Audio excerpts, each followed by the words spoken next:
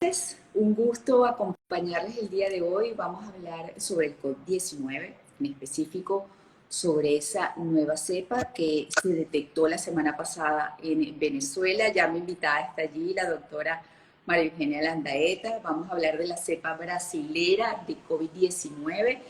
Mi invitada es infectólogo, amiga de mucho tiempo y jefe del Servicio de Infectología del Hospital Universitario de Caracas. ¿Cómo estás, Maru? ¿Quieres oír?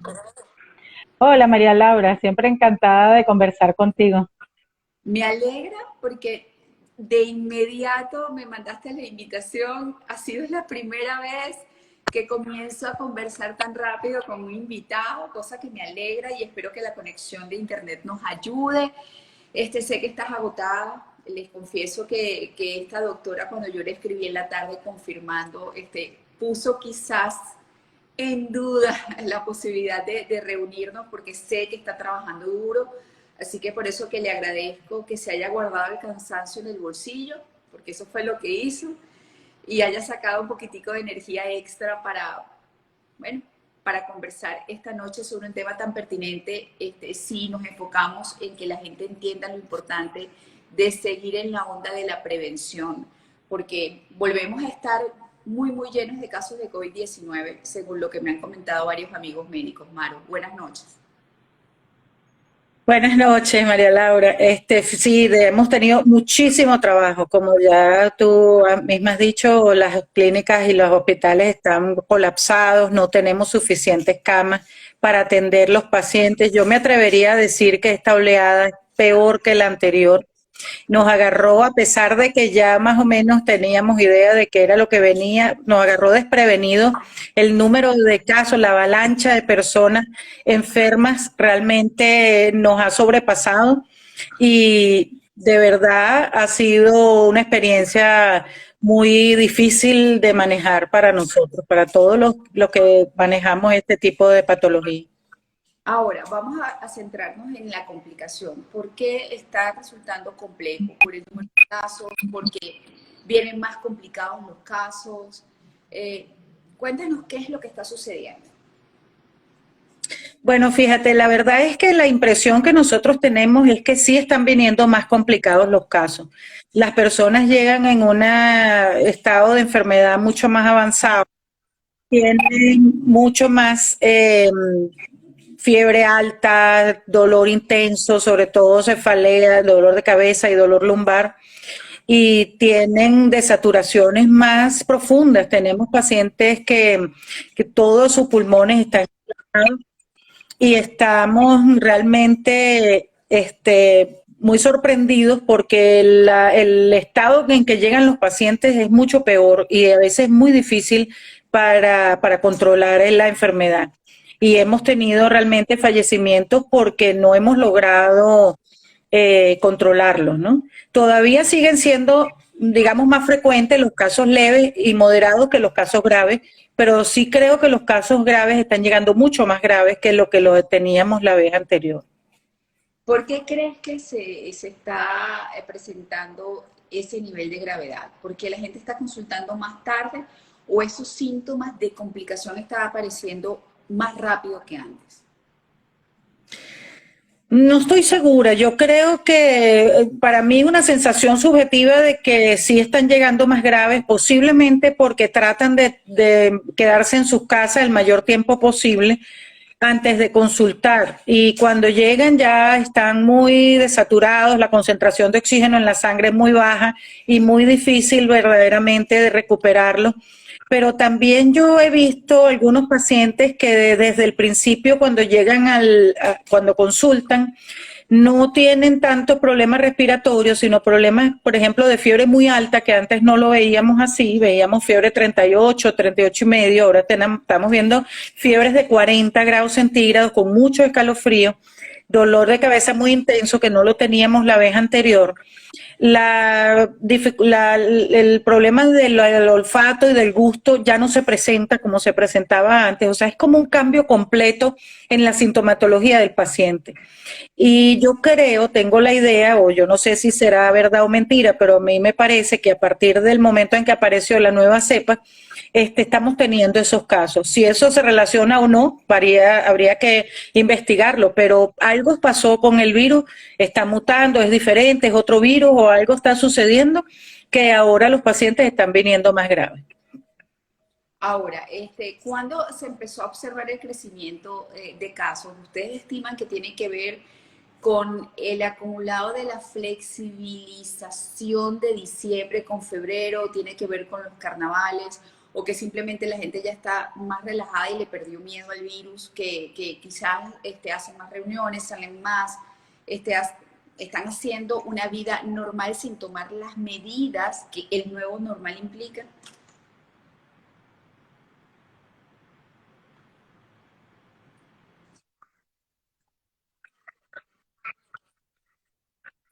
Pero Tranquilo, por eso es que siempre hay que poner sí, modo avión, pero bueno, para otra oportunidad será, Mari. ajá. Y Bueno, bueno, ojo, sí, en tu caso es grave porque a ti te deben estar llamando mucho precisamente por ser infectólogo, ¿no?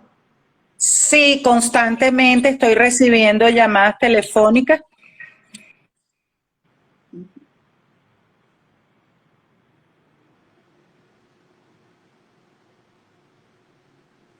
Me imagino que mi invitada acaba de recibir otra llamada. Esperemos, yo creo que lo mejor va a ser que ella se desconecte un ratito, tome la previsión de colocar el teléfono en el modo adecuado para que las llamadas telefónicas no interrumpan esta conversación permanentemente. Vamos a ver qué pasa.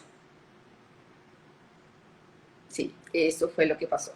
Pero bueno, vamos a seguir aquí conectados, dándole chance a que ella se una a la conversación. Voy a invitarla para que se una y nosotros poder continuar hablando de COVID-19, cuál es la situación actual y el efecto de la nueva cepa, de la cepa brasileña. Hola, aquí estoy. Hola, Disculpe. sí, sí, sí.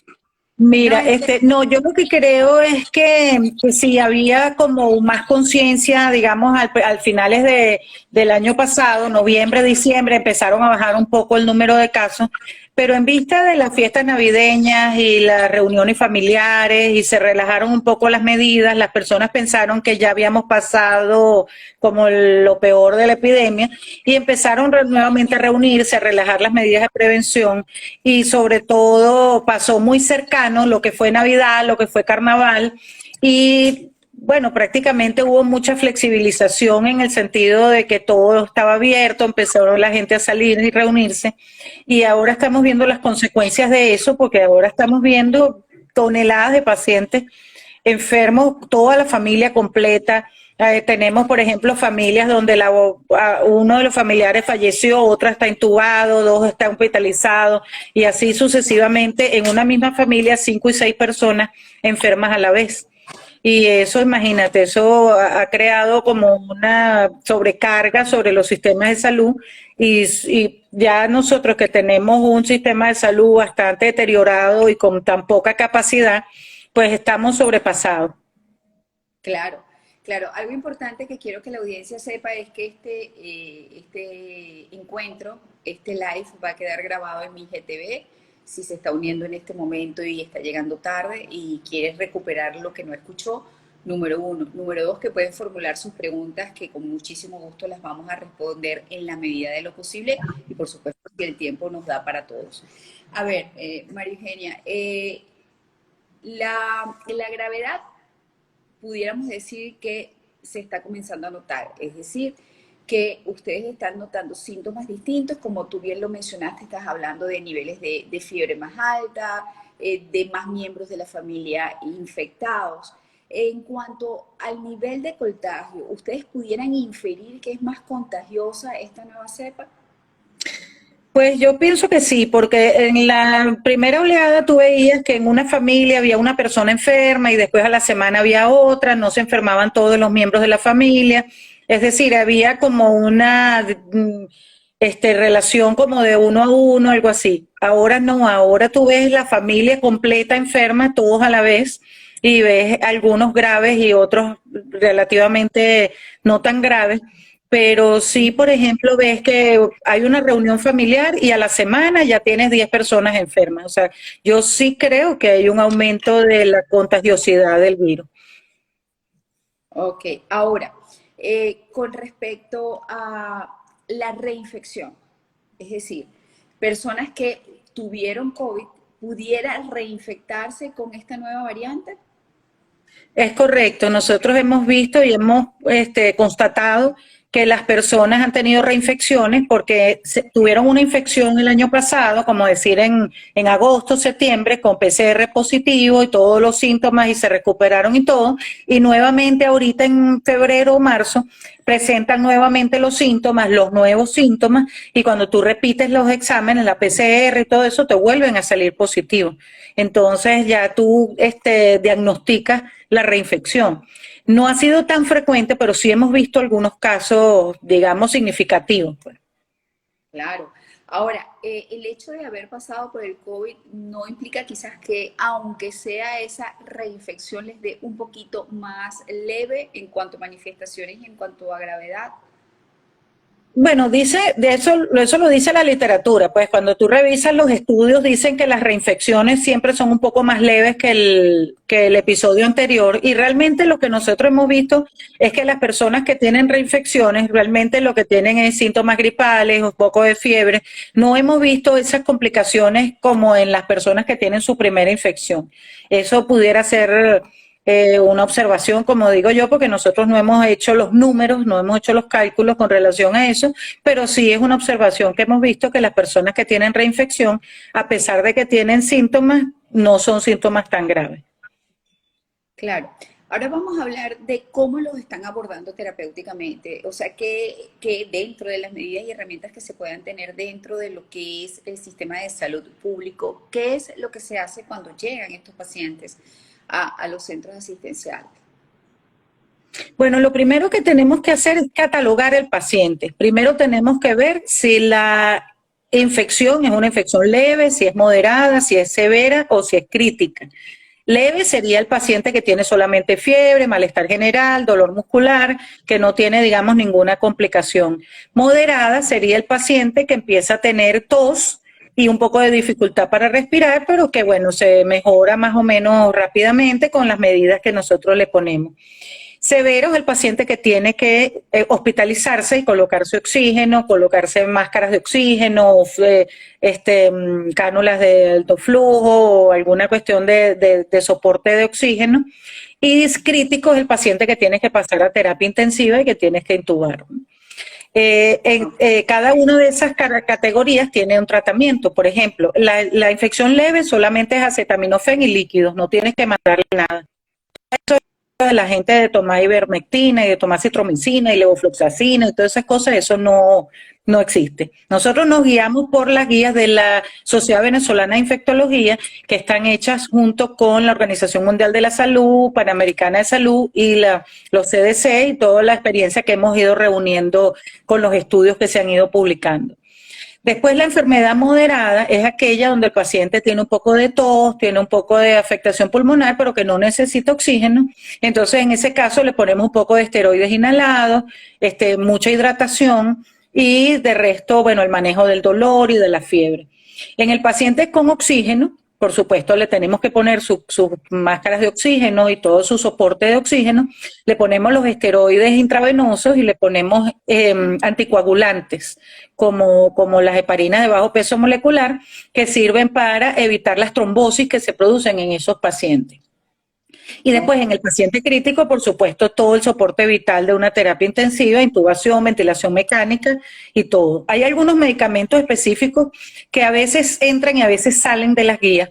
Salieron hace rato, ahorita están entrando nuevamente, como son el Remdesivir y el Tocilizumab, que al final no se sabe muy bien cuál es el papel que ellos juegan, que a veces dicen que no hay ninguna diferencia entre usarlos o no, otras veces dicen que sí hay diferencia. En este momento están tratando de combinarlos con los esteroides y piensan que pudieran tener una diferencia en pacientes que no están intubados, o sea, en el paciente moderado o que tú hospitalizas para ponerle oxígeno, en ese paciente pudieras utilizar algunas de esas drogas, pero todavía ese papel de esas drogas está por determinarse.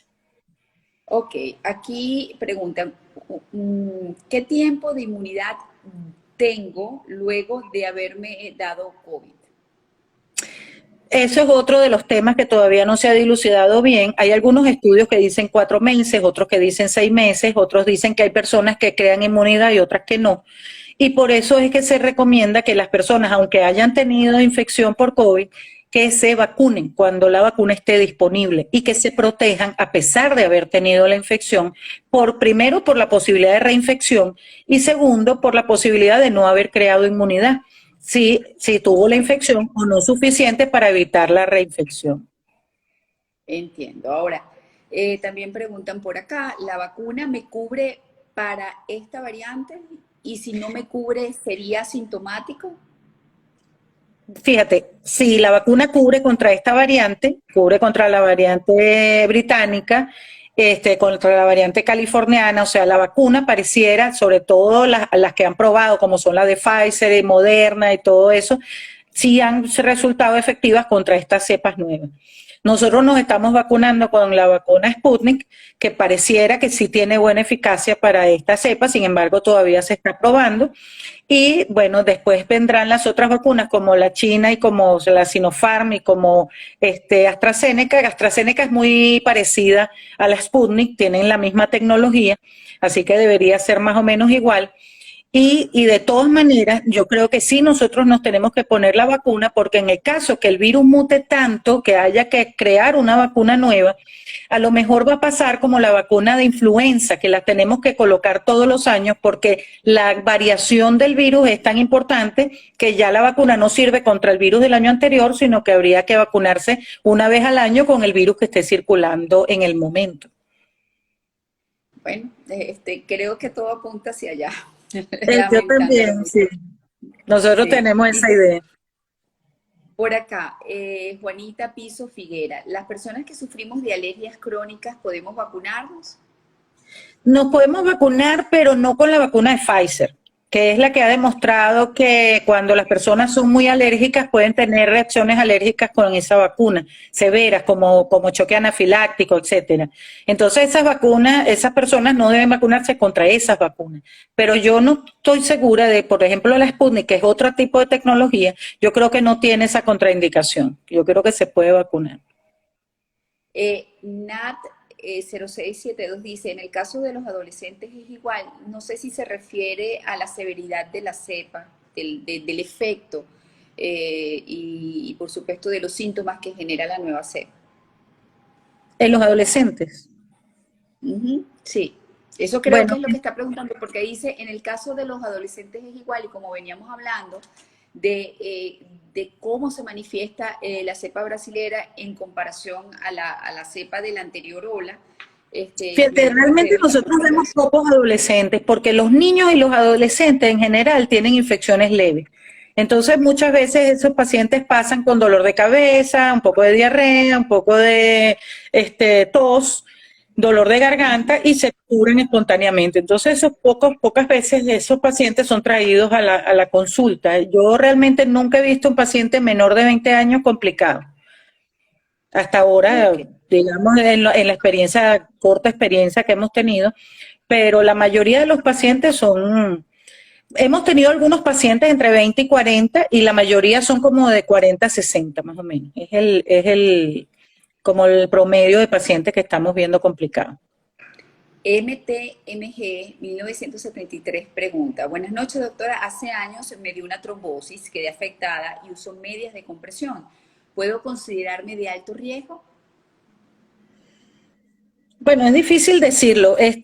Se supone que las personas que tienen enfermedades, digamos, de la coagulación, trombosis, esas cosas, tienen más predisposición para hacer enfermedad tromboembólica en el momento de tener COVID, pero yo no he visto eso hasta ahora. Habría que esperar los estudios para ver si eso realmente es cierto. Lo que sí es cierto es que cuando los pacientes tienen complicaciones, se les indica anticoagulantes para evitar que tengan tromboembolismo o alguna otra manifestación tromboembólica. Ok. Ahora, Caro Piso Morales R. pregunta, ¿por qué si existe acitromicina en protocolos de COVID? ¿Por qué existen? Fíjate, ¿por qué existe la cloroquina? ¿Por qué existe la ivermectina? ¿Por qué existe la levofloxacina? ¿Por qué existe la acitromicina en esos protocolos? Porque al principio, cuando en marzo del año pasado, en febrero del año pasado, cuando se empezaron a ver los casos, se empezaron a probar drogas contra el virus para ver in vitro en laboratorios si había alguna actividad de alguna droga. Se probaron muchas drogas para ver si alguna podría ser efectiva contra el virus en el tratamiento o en el manejo de los pacientes. Al principio se pensó que la cloroquina y la acitromicina, que además de ser antimicrobianos, porque la ivermectina es antiparasitario, la cloroquina es antiparasitario y la acitromicina es un antibiótico, podían ser inmunomoduladores, es decir, disminuir la tormenta de citoquinas que se produce en el momento de las complicaciones del COVID. Es decir, la inmunidad de la persona se desencadena de una manera tan fuerte que es la que produce más daño en el momento en que el virus está circulando por el organismo. Y se pensó que más que el hecho de actuar contra el virus, pudieran actuar contra la inmunidad de la persona, para que no se desencadenaran esos fenómenos tan importantes y la persona no se agravara tan rápidamente. Pero después eso se demostró que no funciona, que por ejemplo para la ivermectina funcionó in vitro, pero a las dosis que las personas pueden tomar sin intoxicarse no funciona. Tendríamos que darnos una dosis de caballo para que eso pudiera funcionar, pero la ivermectina es muy tóxica a esas dosis. A ella hay que usarla en muy bajas dosis. A esas dosis no funciona. La acitromicina tampoco funcionó. De hecho, la cloroquina, que al principio se pensaba que sí iba a funcionar, después ya se descartó. Entonces, lo único que queda, que todavía no se ha terminado de descartar completamente, es lo que es Remdesivir y Tocilizumab.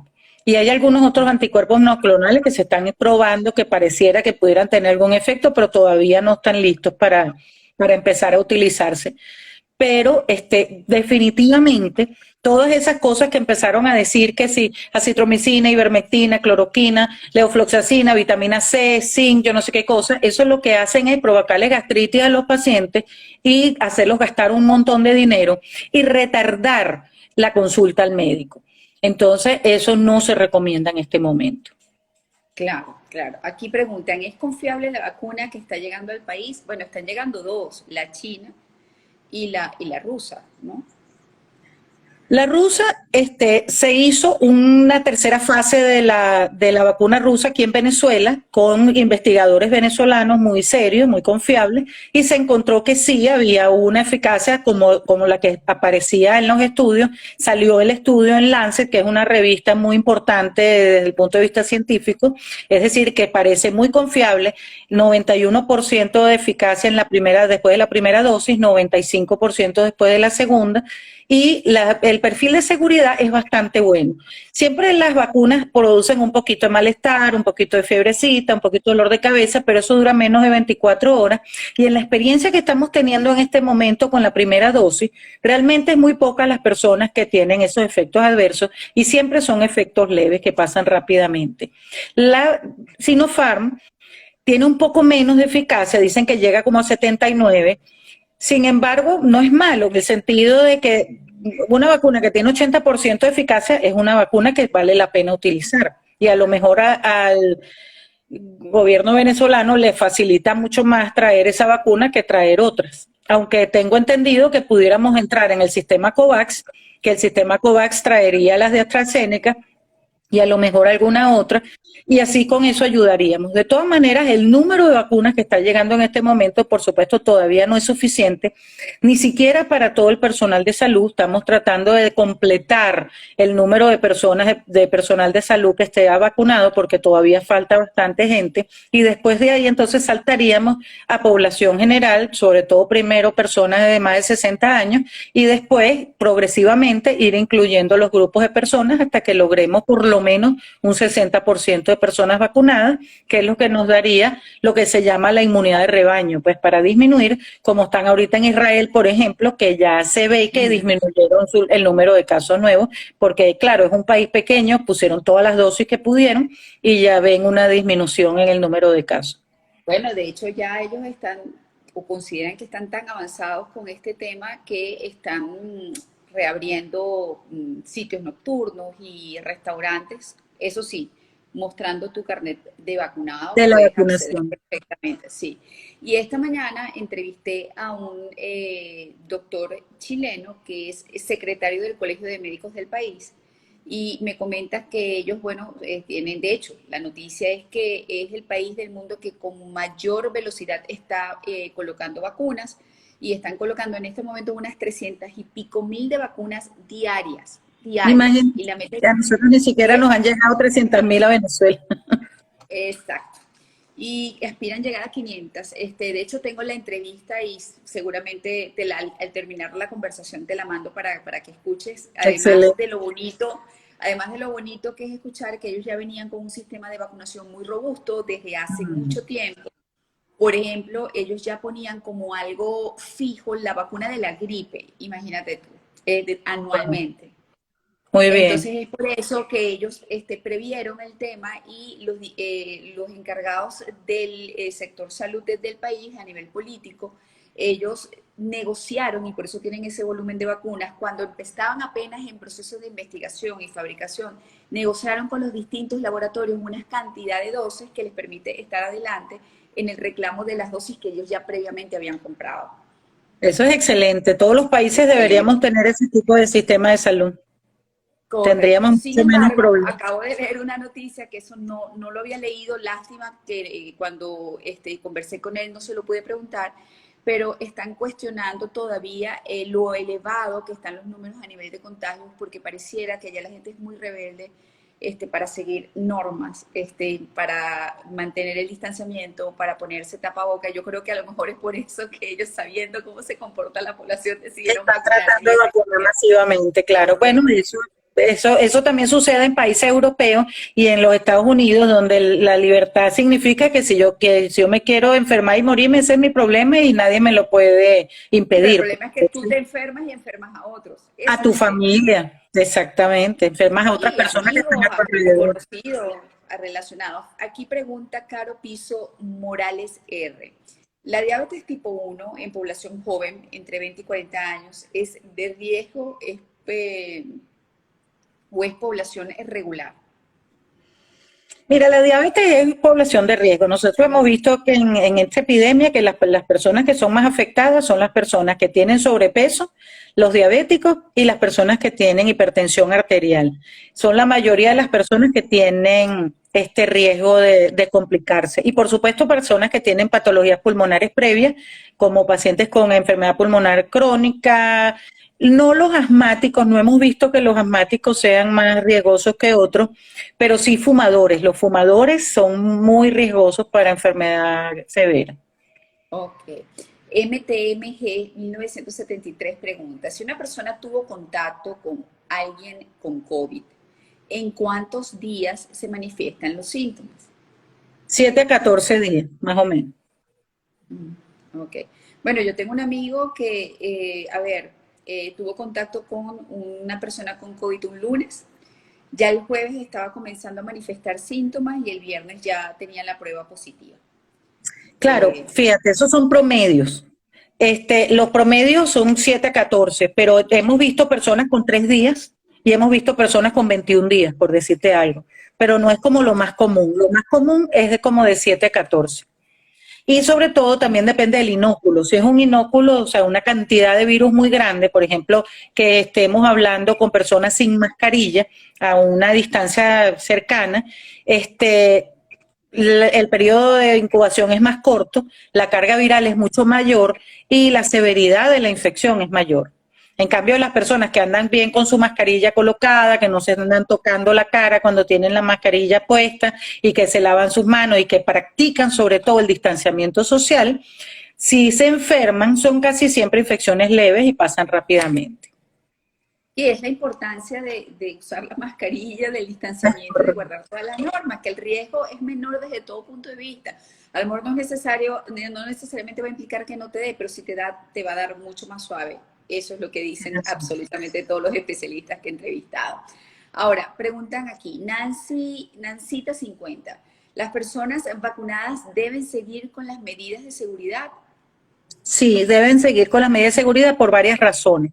Una de las razones es que cuando tú te vacunan, tú tardas por lo menos 3 semanas a un mes para desarrollar la inmunidad.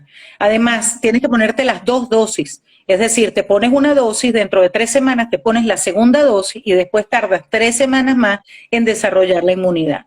Entonces, todo ese tiempo tú tienes que estar protegido. Además que todavía no se sabe muy bien, como decíamos antes, si de las nuevas cepas que vayan apareciendo vamos a estar protegidos con la vacuna que nos pongamos ahorita. Entonces, primero tenemos que esperar a ver cómo es eso. Y después de eso, tendríamos que esperar a que por lo menos una mayoría de personas esté vacunada y que baje el número de casos para entonces poder ir pensando en ir eliminando algunos de los aspectos de la protección. Mientras tanto, todos debemos mantenernos, inclusive los vacunados, con nuestra mascarilla, nuestro distanciamiento y nuestro lavado de manos. ¿Qué información maneja de la cepa brasilera en Venezuela? Pregunta Alinis González. Alinis, al principio de la conversación hablamos un poquitico de eso, pero de todas maneras la doctora puede repetir un poquitico de manera de que aquellos que se están uniendo en este momento tengan un poquitico de esa data. Bueno, sí, lo que decíamos era que esta es una cepa que empezó en Manaus, Brasil, o que se encontró allí, que se describió allí, y que se ha ido distribuyendo por algunos países, porque tú no puedes impedir la movilidad de las personas completamente, por más que tú cierres fronteras, por más que tú cierres vuelos, por más que tú, pues fíjate, la migración venezolana hacia adentro y hacia afuera es bastante intensa. Entonces es muy frecuente que personas pasen de Brasil a Venezuela, inclusive caminando o en transportes terrestres, etcétera. Y entonces entra el virus y por supuesto se distribuye por el país.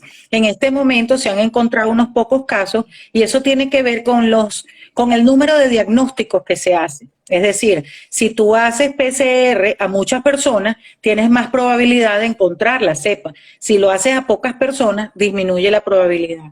Y sin embargo, se encontró en varias personas esta cepa nueva. Y nosotros sí hemos visto un cambio del comportamiento de las personas, del comportamiento de la enfermedad. En algunas personas donde ahora la enfermedad se ve que los síntomas son mucho más severos. Y más contagiosos también, me dijiste. Y más contagiosa también. Es uno de los aspectos principales, que el virus ahora es más contagioso. Y entonces tú ves ahora en los grupos familiares mucho más número de personas contagiadas que lo que veías antes. Aquí preguntan, doctora, buenas tardes. ¿Las enfermedades autoinmunes son de riesgo como por ejemplo la artritis reumatoide? Bueno, no sabemos. Lo que hemos observado, por ejemplo, que las personas que están un poco inmunosuprimidas, que tienen su inmunidad un poco disminuida, no tienen esas respuestas tan severas en la enfermedad. Y eso tiene que ver con que el daño que se produce en el organismo no es tanto por la acción directa del virus, sino por la respuesta inmune de la persona, porque la respuesta de las defensas del organismo que se desencadena ante la presencia del virus. Si una persona tiene su inmunidad enferma, pues la inmunidad no va a ser la respuesta no va a ser tan vigorosa como se produce en las personas que tienen la inmunidad normal. Entonces, por ejemplo, tú ves en los mayores de 80 años que ya tienen su inmunidad un poco disminuida, la enfermedad casi siempre es leve a moderada, nunca se pone tan grave y yo creo que potencialmente en las personas inmunosuprimidas por enfermedades inmunológicas, etcétera, pudiera suceder lo mismo. Claro. Nancita 50, perder el gusto y el olfato es un síntoma fijo en los pacientes con COVID. Es un síntoma típico, pero ciento de los casos. En la primera oleada sí veíamos muchísimo pérdida del gusto y del olfato. En esta nueva oleada ya es menos. O sea, ya no se ve con la frecuencia que se veía antes y casi siempre te dicen, bueno, perdí el olfato, pero no perdí el gusto, pero no completamente, lo perdí por un día y regresó. O sea, hay una variación allí en ese síntoma. Así es. Así es. ¿Qué recomendaciones da para fortalecer el sistema inmunológico? Algunas vitaminas, por ejemplo, preguntan. No, nosotros no mandamos vitaminas para esto porque las vitaminas en exceso pueden promover daño de órganos, pueden promover insuficiencia hepática, pueden promover insuficiencia renal, o por ejemplo las personas que forman cálculos renales, si empiezan a tomar vitaminas, esos cálculos se pueden reactivar y puede producir cólicos renales y todas esas cosas, ¿no? Entonces, nosotros no, bueno, la Sociedad Venezolana de Infectología por lo menos y los infectólogos que estamos trabajando en eso, no recomendamos vitaminas para COVID. Aquí preguntan, ¿tiene estadísticas de niños con virus? Gracias de antemano. Sí, hay algunas estadísticas, no las tengo a la mano, pero sí sé que en el hospital universitario se hizo un estudio de niños con COVID y donde se encontró que los niños no se complican con tanta frecuencia como los adultos, casi siempre tienen enfermedad leve, hay algunos que han podido ser hospitalizados por sobre todo cuadros diarreicos que los deshidratan, pero bueno, después que son hidratados y que se les da su tratamiento adecuado, pues salen bien. Yo creo que de los pacientes pediátricos que se han visto en el universitario, hasta donde yo sé, hubo 2 fallecimientos, todos los demás se recuperaron. Sí, yo he sabido solamente de una niña de 4 años en hospitalización durante 6 días. No muy grave, pero estuvo hospitalizada. Me imagino que son muy poquitos los casos, ¿verdad? Sí, porque la mayoría de los niños tienen infecciones leves. Lo que sí tienen los niños es que son transmisores de la infección.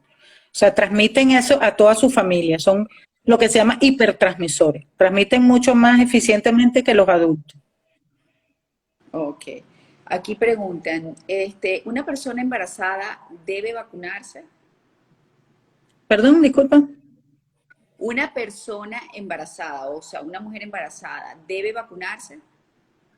Bueno, en la teoría no, porque todavía los estudios en embarazadas con la vacuna no se han realizado.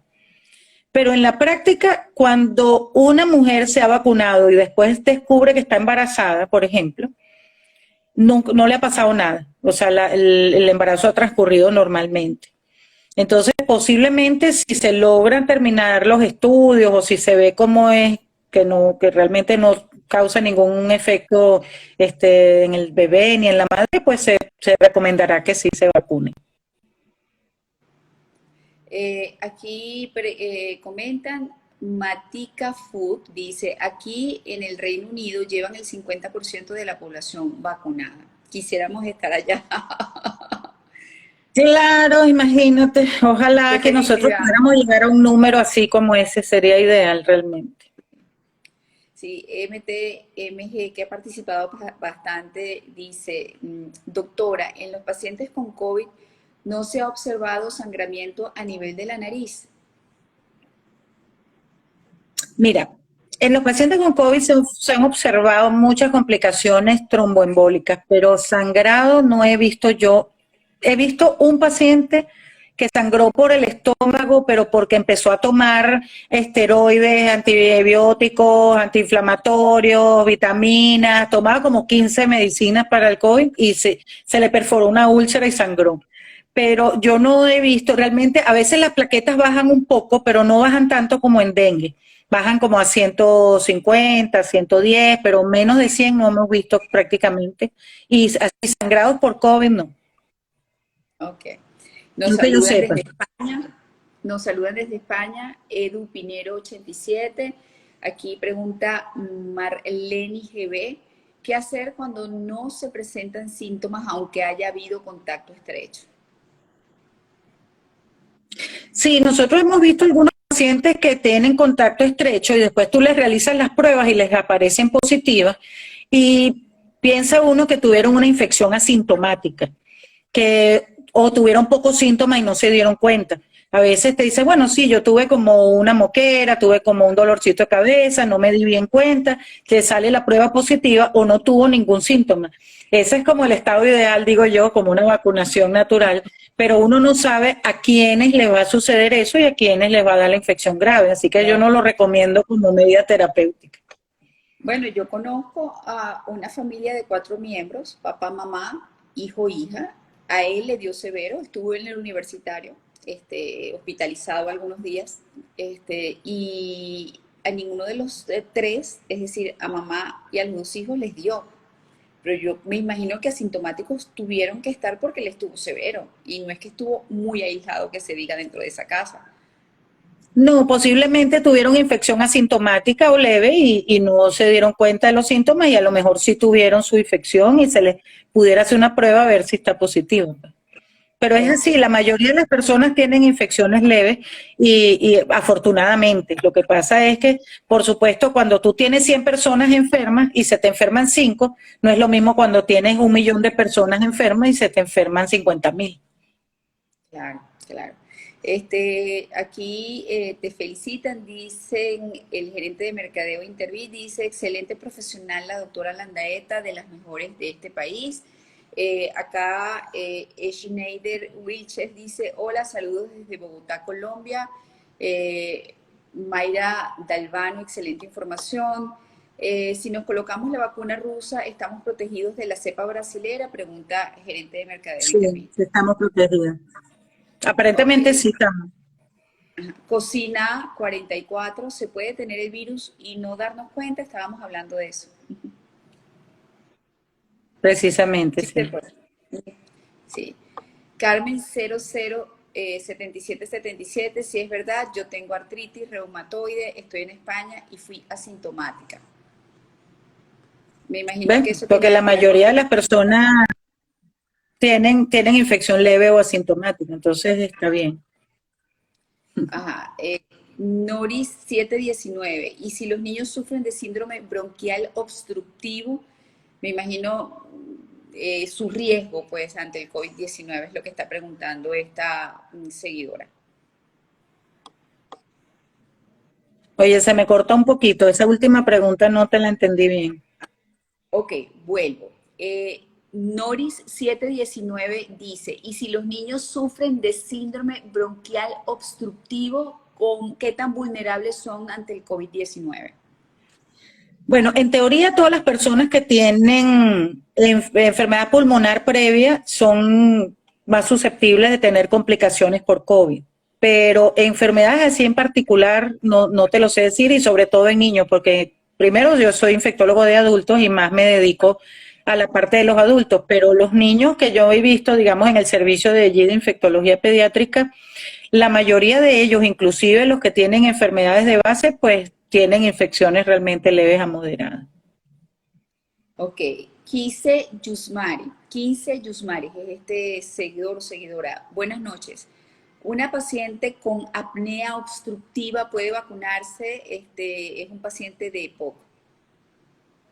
Sí, todas las personas deben vacunarse, o sea, son muy pocas las contraindicaciones de la vacuna realmente. Yo creo que la mayoría de las personas debería procurar vacunarse. Voy a leer tal cual este comentario porque no sé si es una pregunta, si es una afirmación. Franklin Roa 4. Doctora, sobre todos estos té que dicen son totalmente efectivos para el COVID-19, me imagino que qué puede decir usted, que qué puede opinar. Sobre todo de los... Test, TE con acento, test que dicen que No, son totalmente ningún té. efectivos. No, ningún té. Ningún té, más bien las personas se ponen a tomar té de mal ojillo y té de, no sé, raíz de ello, no sé qué cosa. Esos producen insuficiencia hepática, producen insuficiencia renal, es preferible no tomar nada de eso. La hidratación es muy importante en el manejo de la infección. Uno puede tomar algunos tés, infusiones, líquidos, pero preferiblemente líquidos con electrolitos, como es un poquito de la sopita con sal, con jugo con azúcar, soluciones de hidratación como Gatorade, Pedialyte, Hidrosol, ese tipo de soluciones de suero oral, esos son las mejores para la hidratación. Ok. Yasmelis M. ¿La caída del cabello puede ser una secuela del COVID? Yo creo que sí, porque el COVID tiene muchas alteraciones neurológicas y, por ejemplo, neuropatías periféricas y dermopatías, tiene muchas erupciones de piel, yo creo que pudiera ser una de las secuelas la caída del cabello. Ok. Muy bien podría ser. Niurka Yurlendi Vegainte, así es el apellido. ¿Un adulto puede tomar 1 gramo de vitamina C, omega 3 y vitamina D3 o no es conveniente? Gracias. Yo pienso que no es conveniente, honestamente, y ya lo conversamos. Esas son vitaminas que tomadas en exceso pueden producir insuficiencia hepática o insuficiencia renal. Pueden producir hemorragias digestivas por erosión, por gastritis erosiva en el estómago y pueden producir otros efectos secundarios que realmente no nos interesa que se nos confundan con los efectos de la misma enfermedad. Entonces yo no los recomiendo, ni la Sociedad Venezolana de Infectología los recomienda. A ver, Chedes 453. Doctora, la tos y el cansancio son síntomas de COVID moderado. De COVID moderado, exactamente, porque eso ya implica que tiene un daño pulmonar.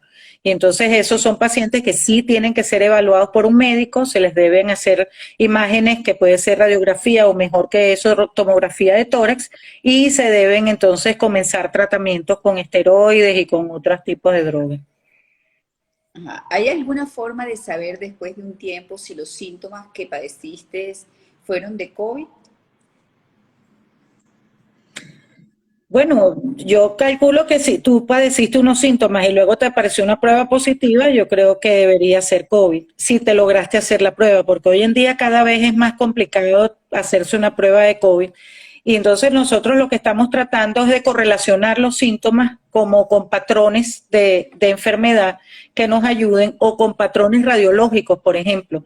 Porque a veces cuando uno ve a una persona que está tosiendo o que tiene dificultad para respirar, le hace una tomografía de tórax o una radiografía de tórax y ve las imágenes típicas, características que no se ven en otras enfermedades y ya con eso tú sospechas el diagnóstico de COVID, aunque no tengas una prueba positiva. O por ejemplo, síntomas típicos como la pérdida del olfato o del gusto, o por ejemplo esa tos seca que es tan típica, característica, y la saturación de oxígeno cuando disminuye, ya tú prácticamente sospechas, la sospecha es muy alta de que sea COVID.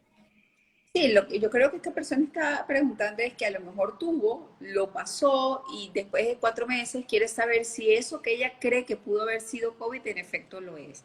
Es lo que está preguntando. O sea, por ejemplo, Bueno, hace 2 meses que ser moqueé un poquito, me dio dolor de garganta, medio tosí, pero no pasó de allí. ¿Sería eso o habrá sido COVID? Es lo que ella está preguntando. Podrías hacerse una prueba de anticuerpos. Si la prueba de anticuerpos que puede pasar hasta 4 o 6 meses positiva, sobre todo la IgG, que es la que permanece en el tiempo, le puede dar positiva, quiere decir que los síntomas que tuvo en ese momento sí pueden haber sido de COVID. Ok, doctora, le agradezco toda la información. Mi mamá tiene 73 años con patología de trombocitis primaria. En caso de sospechar que se contagió, ¿cuál es el médico al que se debe acudir? ¿El neumonólogo, su médico? Bueno, en general las personas tienen un médico de cabecera, digamos, que puede orientarlos a ese respecto. Eso es una de las cosas que se puede recomendar, que las personas, por ejemplo, que tienen su internista, que tienen su neumonólogo, su cardiólogo o su infectólogo, consulten inmediatamente a ellos. Pero, por ejemplo, si tú no tienes un médico de cabecera y tienes una sospecha de que tienes COVID, bueno, búscate un médico infectólogo, búscate un médico neumonólogo o hasta algunos internistas que ya están, digamos, duchos en la parte de COVID, pudieran ayudar a evaluar esos pacientes y orientarlos hacia dónde deben acudir. Ok. Carmen 007777 dice, y aunque fui asintomática, a los 3 meses del diagnóstico empecé a sufrir de una gastritis que pensé que me moría del dolor, una gastritis que nunca había sufrido antes. La COVID, o sea, ese virus, ese coronavirus tiene síntomas gastrointestinales muy pronunciados, o sea, se ve mucho los síntomas gastrointestinales. Lo que más frecuentemente se ve es diarrea. Una diarrea que es intermitente, que es acuosa y muchas veces acompañada de dolor abdominal. Y también lo otro que hemos visto es mucho dolor en la boca del estómago, que se llama, que es el dolor en epigastro típico de la gastritis. Eso lo vemos con bastante frecuencia e inclusive tiempo después de que los otros síntomas mejoran, sigue teniendo la persona ese tipo de síntomas gastrointestinales. Así que potencialmente sí pudiera ser. Bueno, yo hace 2 semanas tuve un dolor en la boca de estómago que me dejó en cama para que yo me quede en cama, María Eugenia, todo un viernes. No hice el programa de radio. Yo creo que en mi vida habré dejado de hacer 3 veces el programa de radio. Y mi gastroenterólogo me dijo, mira María Laura, en tiempos de COVID cualquier cosa puede ser COVID. Puede Si no ser, me exactamente. dice, yo sé que no tienes otro síntoma, yo sé que aparte del dolor no tienes otra cosa, pero si puedes mañana temprano levántate y voy a hacerte una prueba. Y fui y gracias a Dios no era, pero yo creo, Bueno, porque sí, también la gente se sigue enfermando de las mismas cosas que se enfermaba antes de la pandemia. Pues lo que pasa es que, como tú dices, en tiempo de pandemia todo cae dentro de ese mismo saco y uno tiene que descartarlo. Pero potencialmente claro. pudiera también haber sido otra cosa. Claro, es que yo de inmediato me aislé en mi cuarto y yo digo, bueno, pues si yo quiero estar clara, si puedo salir o no puedo salir, hablarle a la gente, no hablarle a la gente dentro de mi casa, yo tengo que Debo por lo hacerme menos la hacerme prueba. la prueba.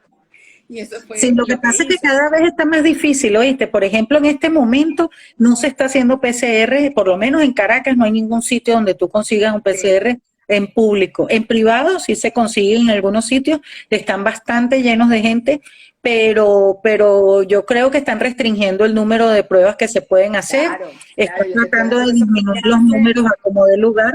Y yo creo bueno, uno tiene que procurar, pues, pero a veces es complicado conseguirlo. mientras que se pueda, se hace. Yo lo hice hace Es exactamente correcto. un mes. Fue justo el fin de semana antes del 12 de febrero, o sea, hace tiempo. A ver, Mm.